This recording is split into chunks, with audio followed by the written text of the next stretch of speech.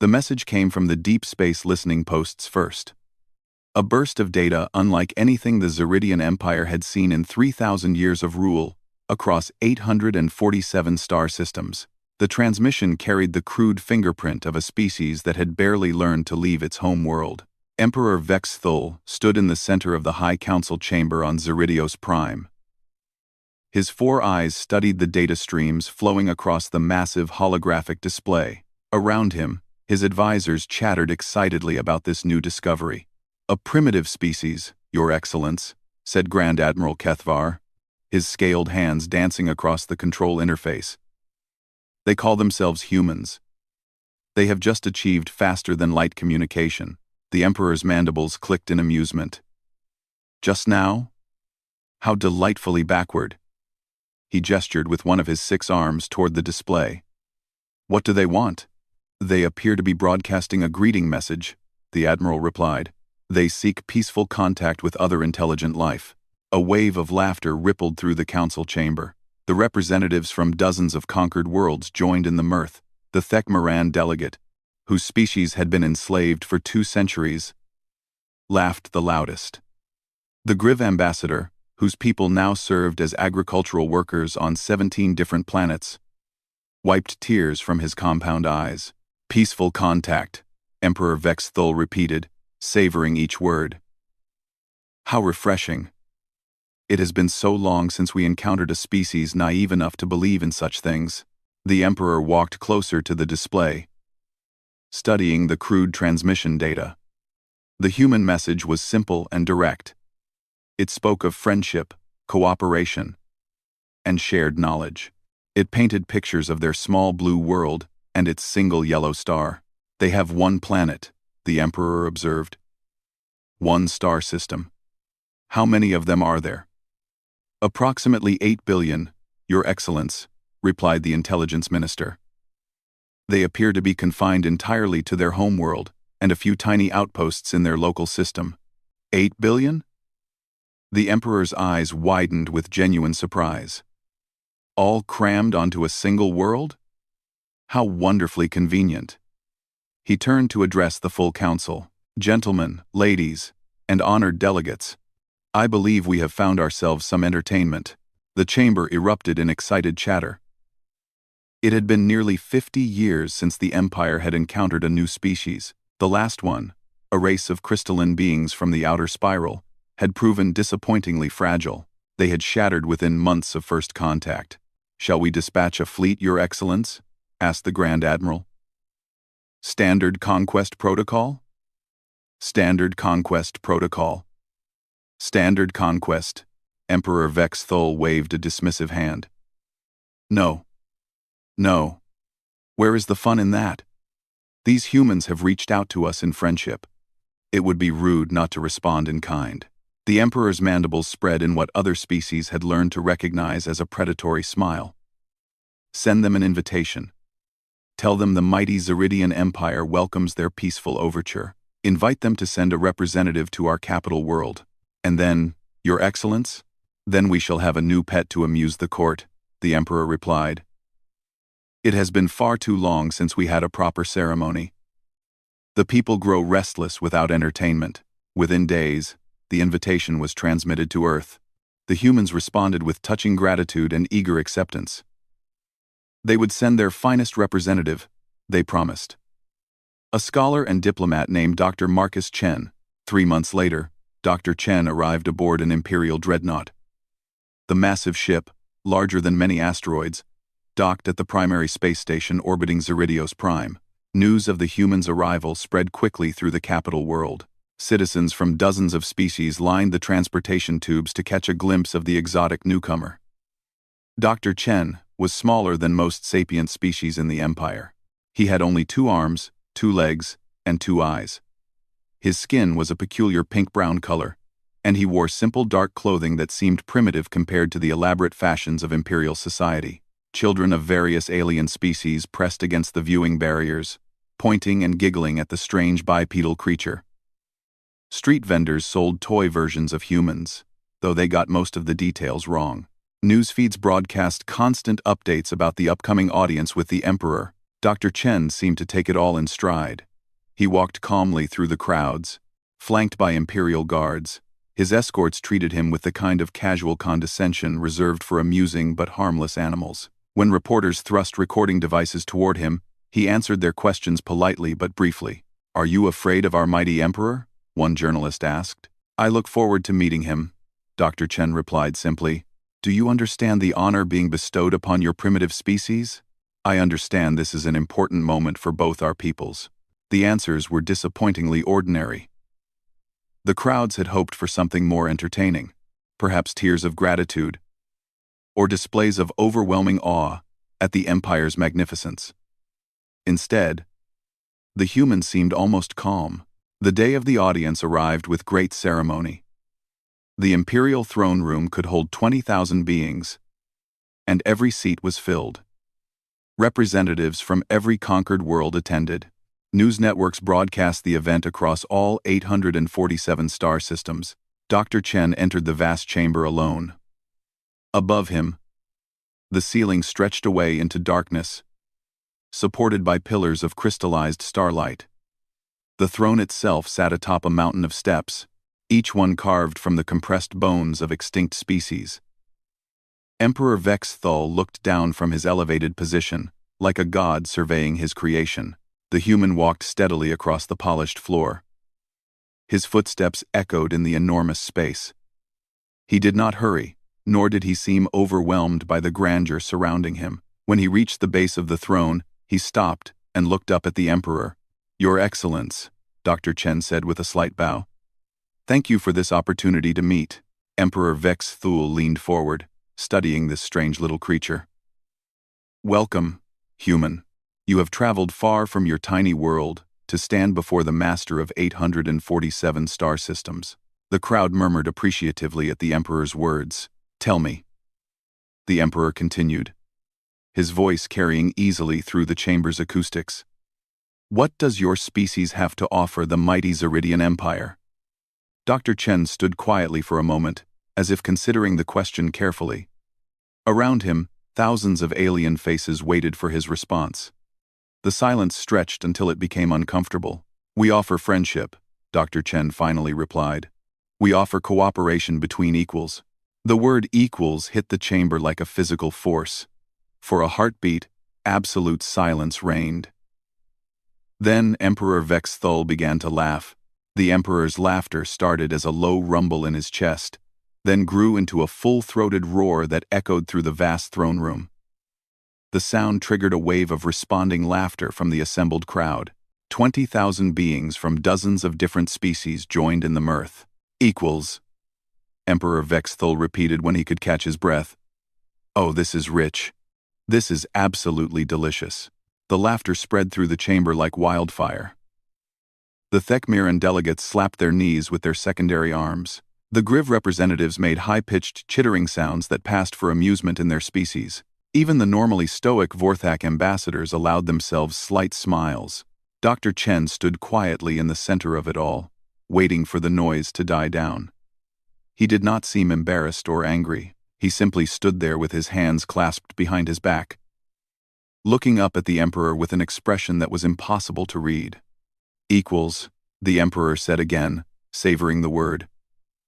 "A species that has never left its home system believes itself equal to an empire that spans nearly 1,000 worlds." He gestured grandly with all 6 arms.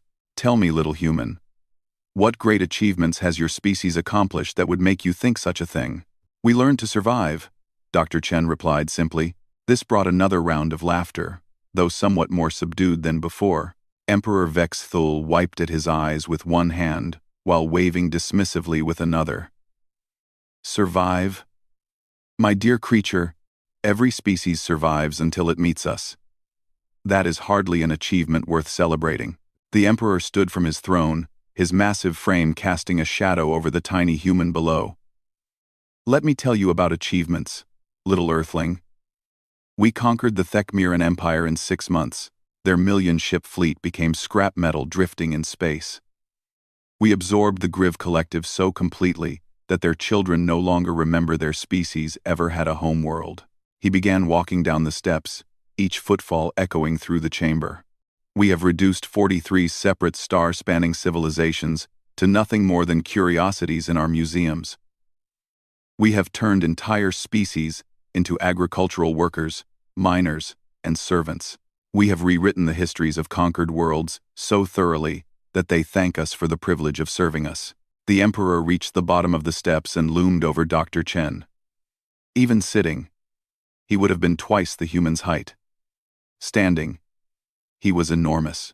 "And you?" he said, pointing one massive finger at the small figure before him. "You believe your species of 8 billion primitive apes is somehow our equal?" The crowd had fallen silent now, waiting for the human's response. This was the moment they had all come to see, the moment when the primitive creature would realize the true scope of its ignorance and beg for mercy. Dr. Chen looked up at the towering emperor. He seemed to be thinking carefully about his response. The silence stretched for nearly a full minute before he spoke. "Your Excellence," he said in a calm, clear voice that carried throughout the chamber.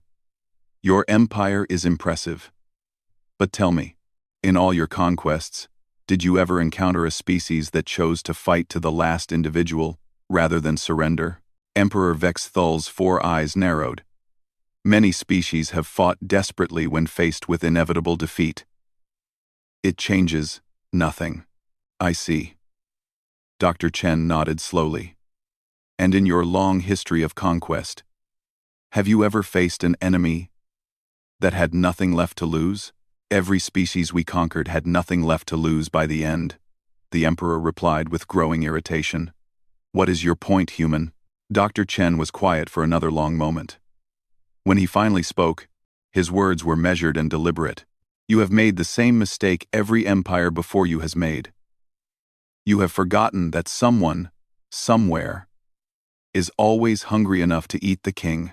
The words fell into the throne room like stones dropped into still water. The silence that followed was absolute.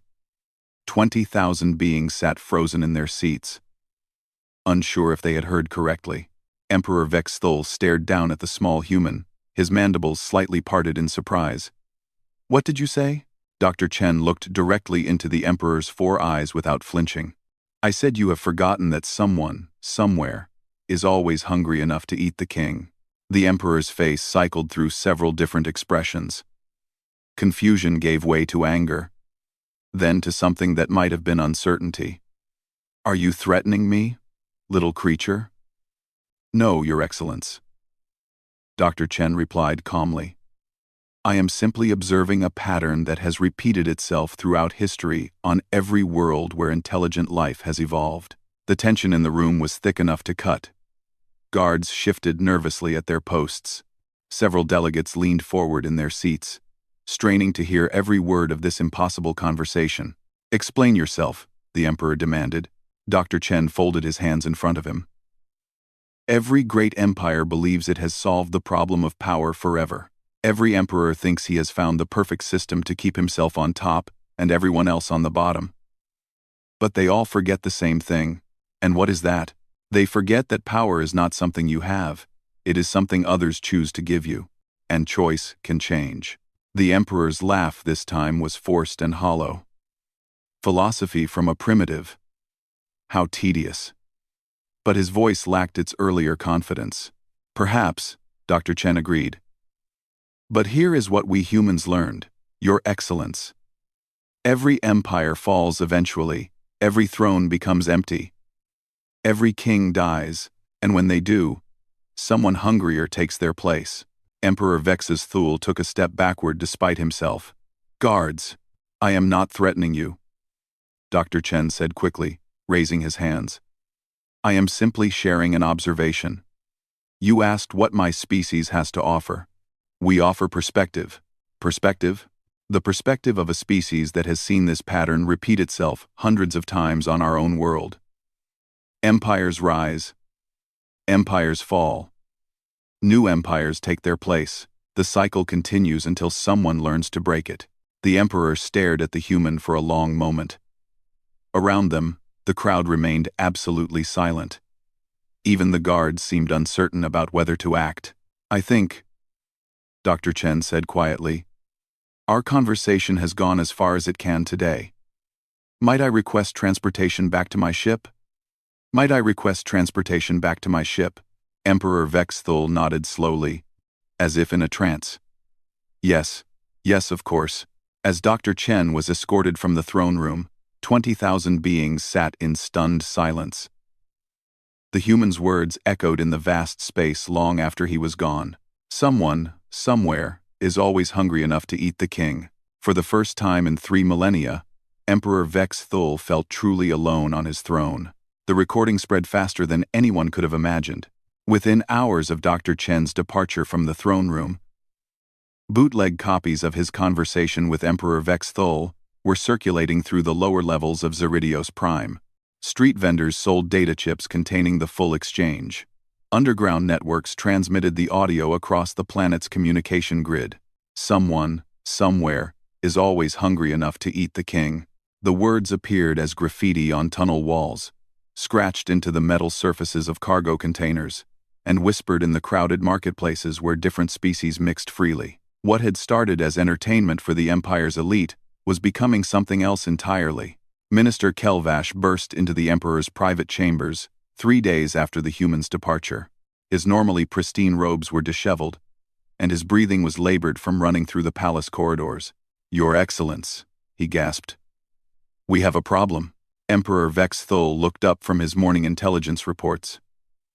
He had been reading the same paragraph for the 3rd time, unable to concentrate on routine matters of state. What kind of problem? The human's words. They are spreading throughout the capital city. The Emperor set down his data tablet. Spreading how? Recordings, Your Excellence. Someone in the throne room made an unauthorized recording of the entire audience. It is being broadcast on illegal frequencies across the planet. For a moment, the Emperor felt a flash of his old confidence. Illegal broadcasts? That is what you are worried about? Shut them down. Arrest the operators. We have tried, Your Excellence. We shut down 12 different networks yesterday. By this morning, 24 new ones had taken their place. The minister's voice was strained. The local security forces are overwhelmed. Emperor Vexthul stood slowly from his chair. Show me. They made their way to the palace's main intelligence center, where dozens of technicians monitored communications across the Empire's core worlds. The room buzzed with nervous energy as operators tracked signal after signal. Here, Your Excellence, said the chief intelligence officer, activating a wall display. This is just from the capital city in the last 6 hours. The display lit up with hundreds of transmission points scattered across the planet's surface. Each dot represented a separate broadcast, repeating Dr. Chen's words in different languages and dialects. It gets worse, Your Excellence, the officer continued. The recording has reached the outer colonies. We are detecting transmissions from the Thek-Miran home worlds. The Emperor's 4 eyes widened. The Thek-Miran worlds? But they have been quiet for 200 years. Not anymore, Your Excellence. Listen to this. A new audio feed filled the room. The voice was speaking in the clicking, whistling language of the Thek-Miran people. But embedded in the alien words was a phrase that had been translated into their tongue. Someone hungry enough to eat the king. They are calling it the human's truth, the intelligence officer explained. The phrase has become a rallying cry. Emperor Vexthul gripped the edge of the control console. A rallying cry for what? His question was answered over the following weeks as reports flooded in from across the Empire. Work stoppages began simultaneously on 17 different Griv agricultural worlds. The workers simply stopped working, standing in their fields with their arms crossed, repeating Dr. Chen's words in their chirping language. When Imperial enforcers arrived to restore order, they found something they had never encountered before. The Griv workers did not run or hide or beg for mercy. They stood their ground and asked a simple question. Are you hungry enough? On the mining worlds of the former Calyx Republic, production dropped by 60% in a single week. The miners began working at half speed, taking twice as long for lunch breaks, and finding endless small ways to disrupt the extraction processes. When questioned, they claimed no knowledge of any organized resistance. "We are simply tired," they would say.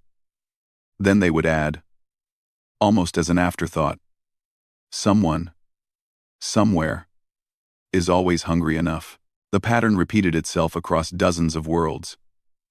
Species that had been model citizens of the Empire for generations suddenly became inefficient, uncooperative, and difficult to manage. They did not openly rebel.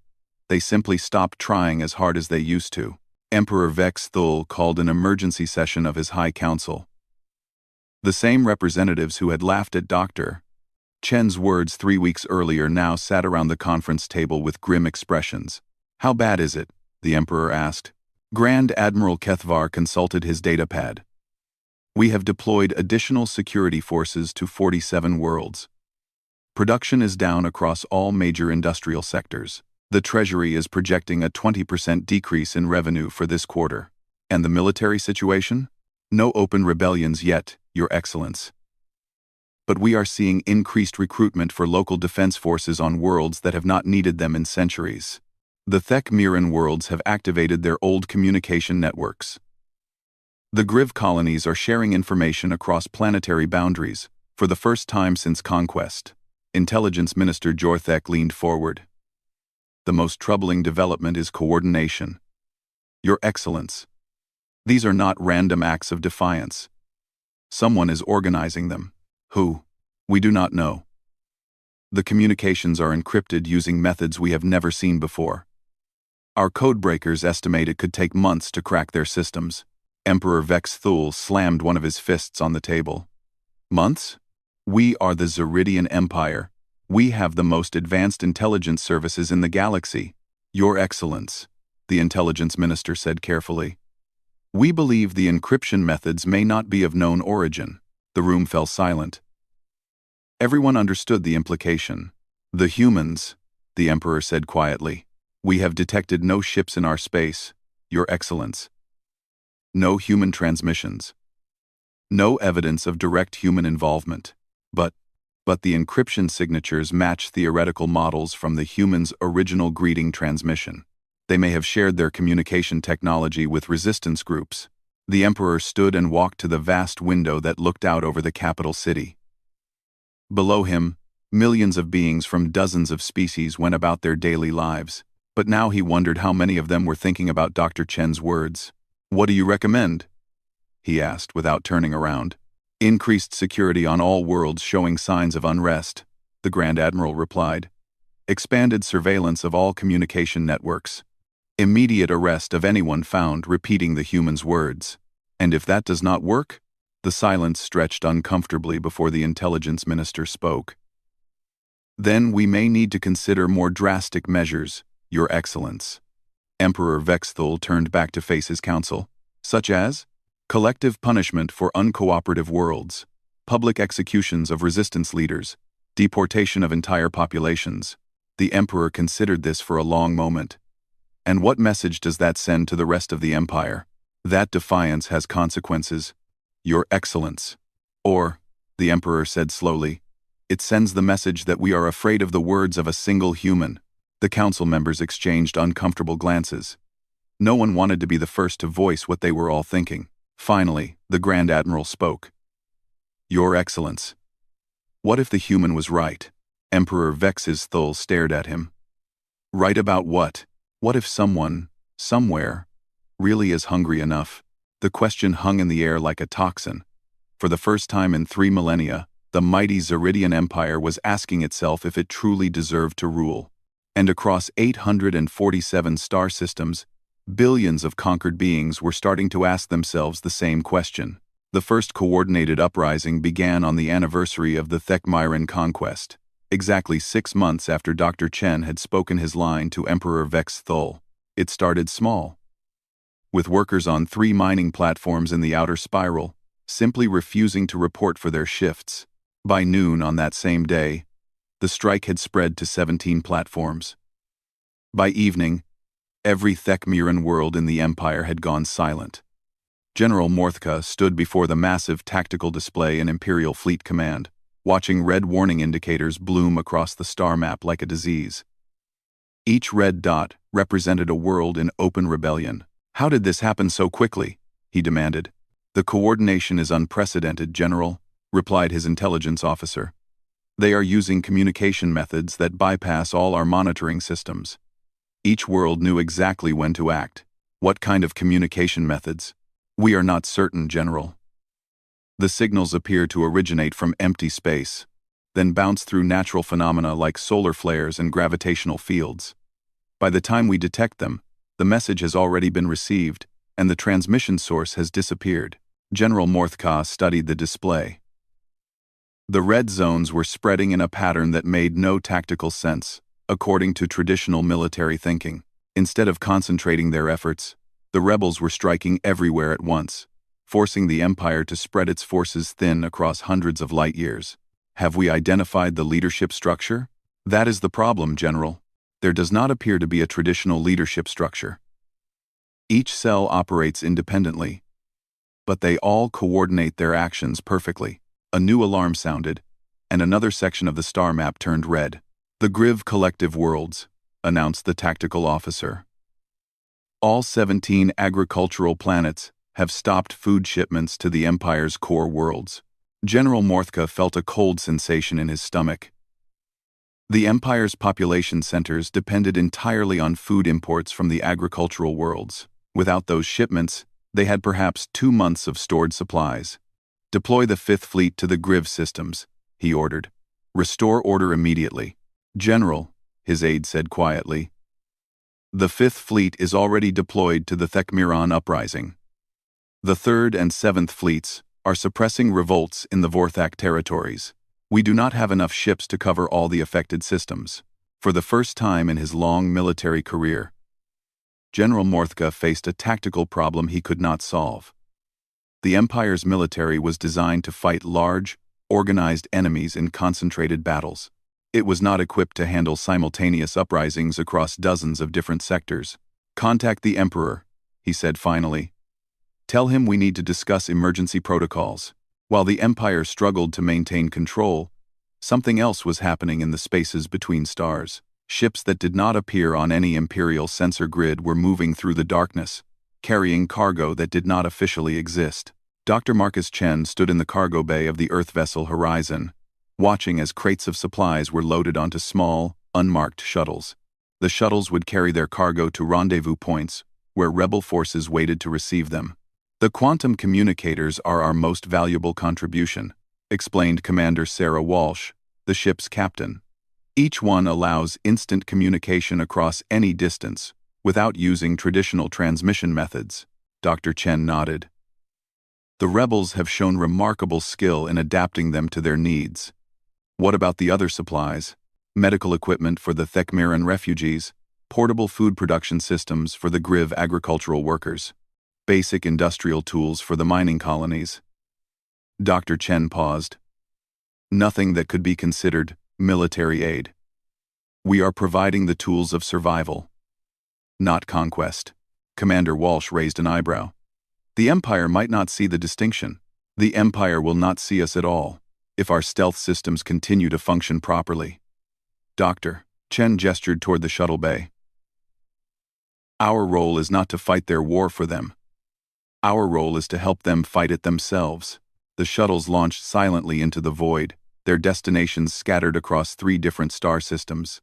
Each would deliver its cargo to rebel forces who had learned to operate in the shadows, striking where the Empire was weakest and disappearing before reinforcements could arrive. Back on Zeridios Prime, Emperor Vex Thul stared at reports that grew more disturbing by the day. The rebellion was not following any pattern his military advisors could understand or predict. Traditional counterinsurgency tactics were proving useless against an enemy that seemed to exist everywhere and nowhere at once. "They are not trying to conquer territory," explained General Morthka during their daily briefing. "They are trying to make governing impossible." "Explain." "Every time we send forces to restore order on one world, 3 others begin their own uprisings. We cannot be everywhere at once, so we are always responding to the last crisis, while new ones develop." The Emperor's mandibles clicked nervously. "What about negotiation? Have we attempted to contact their leadership?" "Your Excellence, we cannot identify their leadership. Each cell operates independently." When we capture rebels, they genuinely do not know who is giving orders beyond their local groups. That is impossible. Every organization has leaders. This organization appears to be different, Your Excellence. Each group knows only what it needs to know to complete its mission. The structure is completely decentralized. Emperor Vexthul found himself thinking again about the human's words. Someone, somewhere, is always hungry enough to eat the king. Had Dr. Chen been describing more than just a historical pattern? Had he been explaining a strategy? General, the Emperor said slowly, in your assessment, what would it take to end this rebellion? General Morthka hesitated. Complete military occupation of every affected world. Your Excellence. Martial law across the entire empire. Round-the-clock surveillance of all civilians. Summary execution for anyone found cooperating with rebel forces. And the cost of such measures? In economic terms, the empire would collapse within a year. We would spend everything we have on military operations and produce nothing. In political terms, we would be governing populations that hate us through naked force alone. The emperor was quiet for a long time. And if we do nothing, the rebellion will continue to spread. More worlds will join them. Our authority will erode until we are left ruling only the core systems. How long do we have? At the current rate of expansion, perhaps 6 months before we lose control of the outer territories. A year before the core worlds themselves become unstable. Emperor Vexthul dismissed his general and sat alone in his throne room, the same vast space where Dr. Chen had spoken his prophetic words. For 3,000 years, his ancestors had ruled from this throne. The idea that their empire might simply dissolve seemed impossible, but as he sat in the darkness, he could hear something he had never noticed before. The palace was full of sounds, servants moving through corridors, guards patrolling their routes, machinery humming in the walls. All of it depended on millions of beings choosing to serve the empire rather than resist it. For the first time, Emperor Vexthul wondered what would happen if they chose differently. In the communication center beneath the palace, technicians detected another burst of encrypted signals from the rebel networks. The messages were brief and untraceable, but their effect was immediate. Within hours, 12 more worlds had joined the uprising. Someone, somewhere, is always hungry enough to eat the king. The words had become a virus, spreading through the empire's communication networks faster than they could be suppressed. And with each transmission, the hunger grew stronger. The end came not with explosions or battles, but with silence. Emperor Vexthul woke on a morning that seemed no different from any other. His servants brought him his morning meal. His guards stood at their posts, and his advisors waited in the conference room with their daily reports. Everything appeared normal until he tried to access the Imperial communication networks.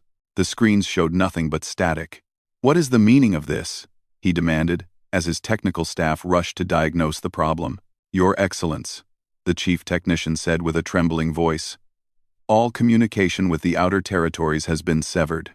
We have no contact with any world beyond the core systems." "Severed how? Are we under attack?" "No, Your Excellence. The networks are functioning perfectly." Emperor Vexthul felt the ground shifting beneath him. "Show me the last reports from the territorial governors."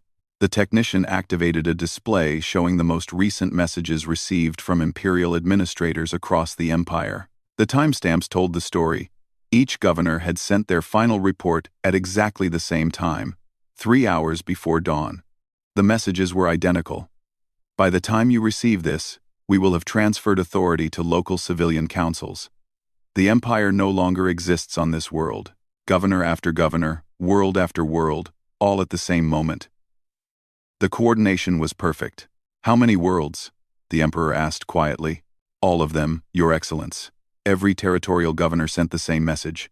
"We have lost contact with 8, 4, 7-star systems simultaneously." Emperor Vexthul sank into his throne. In a single night, while he slept, an empire that had existed for 3 millennia had simply dissolved. "What about our fleets?" "The ship commanders are requesting new orders, Your Excellence. They report that the planetary governments they were sent to protect no longer recognize imperial authority." General Morthka entered the throne room. his uniform disheveled, and his expression grim. "Your Excellence, I have grave news from the fleet commanders. More grave than losing the entire empire? The crews, Your Excellence. Ship after ship is reporting that their crew members are requesting transfers to local defense forces. They want to return to their homeworlds." The Emperor's four eyes widened. "Our own military is abandoning us?" "Not abandoning, Your Excellence. Choosing. They are choosing to serve their homeworlds instead of the Empire." The word choosing hung in the air like an accusation. Dr. Chen's voice echoed in the Emperor's memory. "Power is not something you have. It is something others choose to give you. How long before we lose the core worlds?" "The core worlds are already gone, Your Excellence. The planetary governors sent their resignation messages 6 hours ago. We received them only now because of communication delays." Emperor Vexthul stood slowly from his throne and walked to the vast window overlooking the capital city. Below him, life continued as if nothing had changed. Citizens went about their daily routines, unaware that the government they had served for generations no longer existed. What about resistance from imperial loyalists? Surely some worlds want to remain part of the Empire. General Morthka consulted his datapad. "None, Your Excellence. The transition appears to have been universally supported by local populations." "Impossible. According to our intelligence reports, the rebel networks spent months preparing for this moment. They created detailed transition plans for every world, trained local leaders to take over essential services, and established communication links between newly independent systems." The Emperor turned back to his general. "And we detected none of this preparation?" "The preparation was not hidden, Your Excellence. It was conducted openly, through cultural organizations, trade guilds, and local assemblies. Activities that appeared completely legal under imperial law." For the first time, Emperor Vexthul truly understood what Dr. Chen had meant. The human had not been threatening military conquest. He had been describing something far more dangerous. The moment when subjects stop believing in their rulers. "What are our options?" the Emperor asked. "We could attempt to retake the territories by force," the general replied. "But our military is designed to fight external enemies, not to occupy unwilling populations. We would need to rebuild our entire force structure. How long would that take? Years, possibly decades, and the cost would be enormous." "What about negotiation?" "The new governments have already formed a galactic council, Your Excellence. They are meeting to establish formal relationships between the independent worlds. Without us. Without us." Emperor Vexthul sat heavily in his throne. Around him, the vast chamber seemed suddenly empty and meaningless. A throne room built to intimidate subjects who no longer acknowledged his authority was just an expensive room. 3 days later, Dr. Marcus Chen received a message through diplomatic channels. Emperor Vexthul requested a private meeting aboard a neutral station in unclaimed space. No guards, no ceremony, just a conversation between two individuals. Dr. Chen arrived to find the Emperor looking smaller than he remembered. Without the throne room's grandeur and the crowd of courtiers, Vexthul seemed almost ordinary. "You came," the Emperor said simply. "You asked politely," Dr. Chen replied. They sat across from each other in a simple conference room aboard the station. Through the viewport, stars shone in the darkness between territories that were no longer part of any empire. "I have been thinking about your words," the Emperor said, "about someone being hungry enough to eat the king. And? You were not talking about conquest, were you? You were talking about choice." Dr. Chen nodded. "Every empire forgets the same thing. They start believing their own stories about why they deserve to rule. They forget that government exists only because people agree to be governed. But we gave them order. We gave them peace. We gave them prosperity. You gave them those things as gifts that could be taken away. That is not the same as helping them build those things for themselves." Emperor Vexthul was quiet for a long time. "So what happens now?" "Now the hard work begins," Dr. Chen said. "Building a galactic community based on cooperation instead of conquest. Creating systems where different species can work together as equals. And what happens to me?" Dr. Chen studied the former emperor's face. "That depends on what you choose to do. You could spend your remaining years trying to rebuild your empire, or you could help build something better, such as the new Galactic Council needs experienced administrators, people who understand how to manage complex systems across multiple worlds. Your knowledge could be valuable if you were willing to serve instead of rule. The irony was not lost on either of them. The Emperor, who had once commanded 847 worlds, was being offered a chance to serve the same populations he had once ruled. 6 months later, the Galactic Accords were signed on New Geneva Station. Representatives from hundreds of independent worlds agreed to a framework for cooperation, trade, and mutual defense. The documents were signed in a ceremony attended by delegates from every former imperial territory. Dr. Chen stood at the edge of the crowd, watching as species that had been enemies for centuries worked together to build something new. In the center of the assembly, a former emperor sat quietly at a small desk, serving as an advisor to the new council's administrative committee. A young Thekmiran delegate approached Dr. Chen as the ceremony concluded. Dr. Chen, if I may ask, how did your species know that one line would have such an effect? Dr. Chen smiled. We did not know it would work here specifically. But we knew the principle was true. What principle? That no empire lasts forever. That power built on fear and force always creates its own opposition. That someone, somewhere, is always hungry enough to challenge authority. The delegate tilted her head in curiosity. And where did humans learn this principle? From experience, Dr. Chen replied. Every human child learned stories about kings and emperors who fell because they forgot to listen to their people. We carry those stories in our songs, our books, our history lessons. So you came here with rebellion already in mind? Dr. Chen shook his head. We came here with perspective. The perspective of a species that has watched empires rise and fall for thousands of years. We know the pattern because we have lived through it many times. As the celebration continued around them, Dr. Chen looked out at the stars visible through the station's massive viewports. Somewhere out there, Earth continued its quiet work of making contact with other species, sharing knowledge and perspective rather than seeking conquest. The human approach was slower than imperial expansion, but it was also more lasting. Empires built on force collapsed when the force was removed. Communities built on choice grew stronger with time. Someone, somewhere, is always hungry enough to eat the king. The line that had toppled an empire had become the foundation of something better.